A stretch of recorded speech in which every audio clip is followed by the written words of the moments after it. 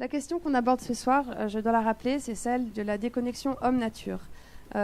Trop souvent, on oublie qu'on fait partie d'un écosystème. Il nous semble qu'on a perdu nos racines, qu'on a perdu le sens des saisons, qu'on ne sait plus qu'on est dans un monde vivant, on ne sait plus ce qui arrive dans nos assiettes. Et quand on parle d'écolo, on a l'impression qu'on parle de petites fleurs et d'oiseaux, que c'est des doux bisounours voilà, qui sont rêveurs, utopistes. Pourtant, on doit aujourd'hui se reconnecter avec le vivant, et c'est le sujet que nous voulions aborder avec vous deux ce soir. As you want, as you prefer. We've got some translators. Same thing for me. Some interpreters, so it's as you prefer, Gilles. Okay, just to this question. In India, then now, in fact, we have not nature here and the human here for thousands of years. In Europe, it is different now. We changed. We forgot that. For example, we have written a book a couple of years ago, which is Water, the Forgotten Molecule. We've forgotten what is water. We are made of water. A newborn child, 75% of water. Our brain, 80% of water. Just to explain you, we are nature. We are biodiversity. Very often I count the same story. A human body, like Vandana, me, same thing. We have at least 10 times more bacteria inside us, on our skin, than human cells. We are a piece of biodiversity. A human body is more other organisms than human cells. Water, bacteria, we are part of nature.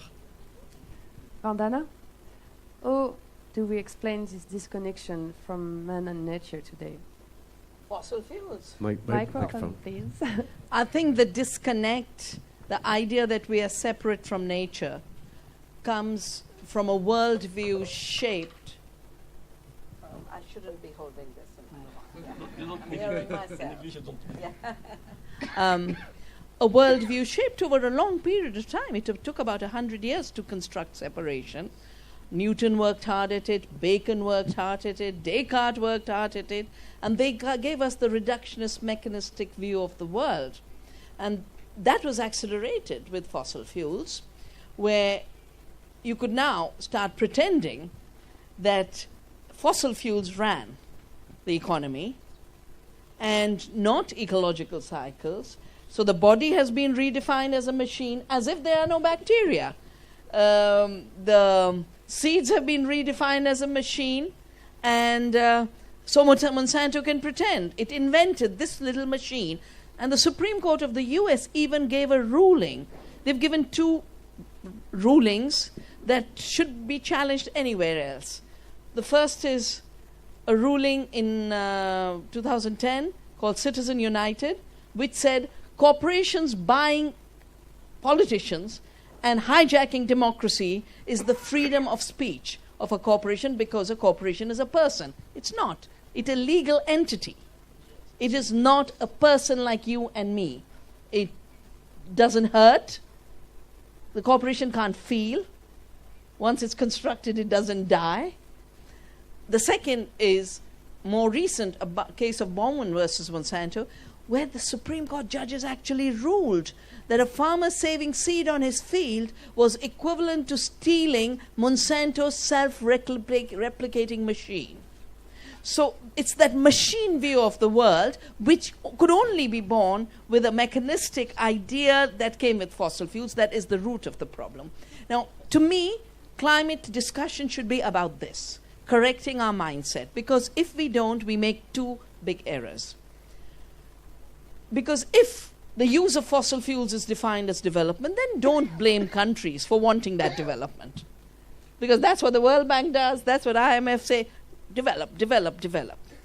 The second is, it allows a hijacking of the solutions, because if you analyze what is Mr. Bill Gates saying, he says, no, if you have decentralized solar, it's primitive. Concentration in my hands is progress. So we are still stuck with the idea of remaking the world. He's financing geoengineering. What is geoengineering? Literally, the projects are create artificial volcanoes, put pollution in the air and the water, put iron filings in the ocean, engineer the planet. One would imagine today we would have realized we don't engineer the planet. We live in nature. And so the project for humanity is to realize our being part of nature, our earth identity, our earth community. And in India, we have the beautiful concept of Vasudhaiva Kutumbakam, the earth has family. And that's the recovery that's needed. So I really feel place to be should suggest to the Bill Gates of the world and the Monsantos of the world and the fertilizer industry of the world, come on a trip with us. Come and understand how the salmon really live, and don't try and genetically engineer the salmon, for which an approval has been given in the US recently. Don't try and engineer the world all the time. Live, learn to live. That's fantastic. It seems like such a simple answer that all we have to do is reconnect. But we sense a sense of fear in people. How do we get beyond our sense of fear to reconnect and enter into a different economic relationship, one that puts us in touch with nature? Yes, but one kind of economy, that's a question. An economy based on just a specific point, which is, okay, it's impossible today to accept the situation consisting in winning money, earning money, in destroying nature, or over-exploiting it. That's very clear. We have to change. How we change? That's a question. I go in all countries in the world, discuss with people, a small farmer in India, a fisherman in South Africa, an Indian in Amazonia. Everybody says, including the chief of states of Africa the other day, the day before yesterday, we have to change. Okay, because today it's not so good. And we observe its situation is very difficult. How we change? How we accept to change this crazy economy? That is the question. We have to find a reconciliation between economy and ecology. What kind of ecology? What kind of economy, of course? It's much more a question to share much more. We have to kill two specific points of the human activity, human brain: arrogance and cupidity. That is very clear for me. Arrogance, mainly males. Cupidity, both males and females in the world. The same thing. But if you arrive to do that, it would be much better. Look, for example, recently I had a picture of fisheries in different countries of the world. Just conquer to fish the biggest fish. The male, he wants the biggest fish. So I am the measure of the world. I count the biggest fish I can imagine. It's not feminine that, only male, okay? And today, when you look to this picture since 1926 till today, it's interesting. We fish less and less fish, and smaller and smaller.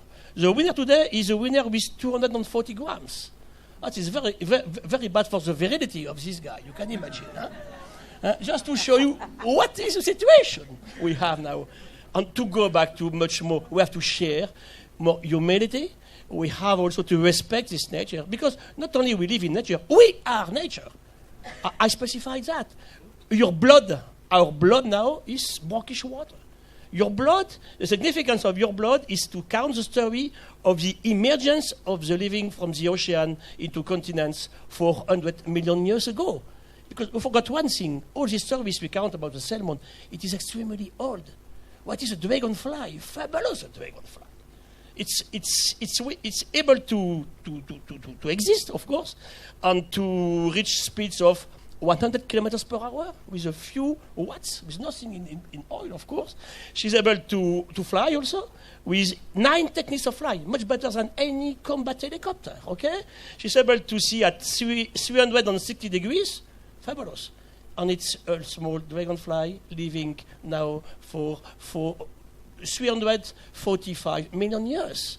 We have to observe this nature, to respect it. And Vinci said a very interesting point. He said, watch nature, and you will understand in nature what is your future. Thank you, Gilles. Absolutely. And the thing that first comes to my mind is you're talking about shifting a value system. You know, how do we find our way back to valuing the things that really matter? Well, by remembering that value means valere, being strong, being resilient. Vulnerability through arrogance and stupidity is not smartness. we need to create a dictionary. We need to create a new dictionary. And the first person who has to be made literate about ecology is Mr. Bill Gates. He has only 4 words in his vocabulary: innovation, smart, technology, and markets. And that is the ready-made recipe to stay ignorant, because you don't learn from nature, you steal from nature, you steal from farmers. All his projects on climate smart agriculture that he's financing are stolen seeds of climate resilience that our farmers have bred. And I had a debate with the chief of the Gates Foundation, where I said, you're showing off your innovating. Can you just tell me where did you get the seeds you work with from? Can you just tell me that? They can't answer that question. They can't answer that question because it's all based on theft.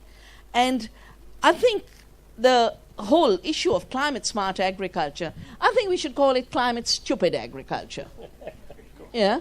And we should celebrate the real CSA, which is small organic farms, which are growing better food without toxics, bringing carbon back into the soil, getting healthy food to citizens, and urban people connecting with farmers.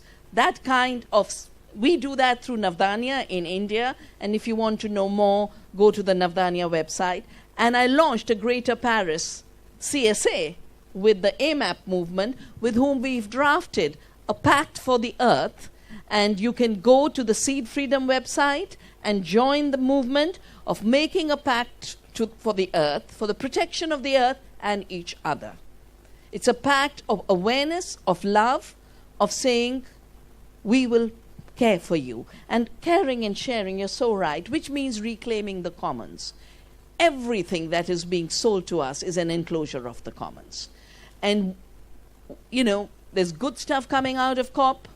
There's bad stuff hidden in the corridors. And what's hidden is trying to appropriate the biodiversity of the world, not just for genetic engineering, but to reproduce the fossil infrastructure, now using biological matter.